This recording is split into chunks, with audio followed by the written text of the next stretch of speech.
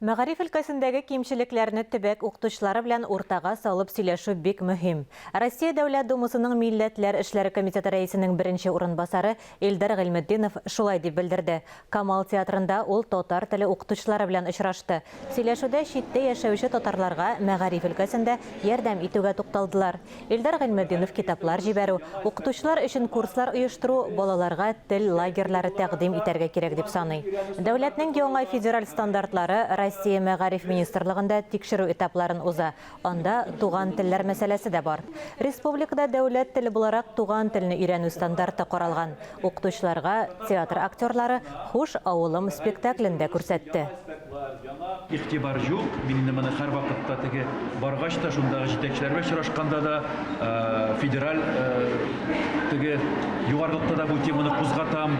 Игътибар кирәк, аңлау кирәк, ярдәм кирәк дип, андаларга кыен дип. Шуңа карамастан, менә безнең бик күп кенә мәктәпләребез эшли, татар мәктәпләре, татар класслары, шуңа карап укытучылар күбисәнең бездә әзерләп, бездә укыган укытучылар да, Башкортстанның үзендә мисал өчен күп кенә әзерләнгән укытучылар бар.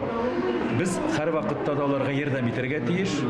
Алар анда үзләренә бирелеп кенә ятырга тиеш түгел.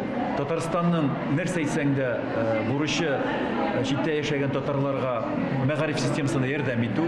Без моны күрәбез. Андагы китаплар, укыту китаплары белән җибәрү белән дә, менә шушындый чаралар уздырулар белән дә, аларны чакырып, яңа төрле методикаларга өйрәтү юнәлешендә дә һәм гомумән читкә чыгып безнең мәгариф министрлыгында төрле укыту семинарлары уздыру программалары бар.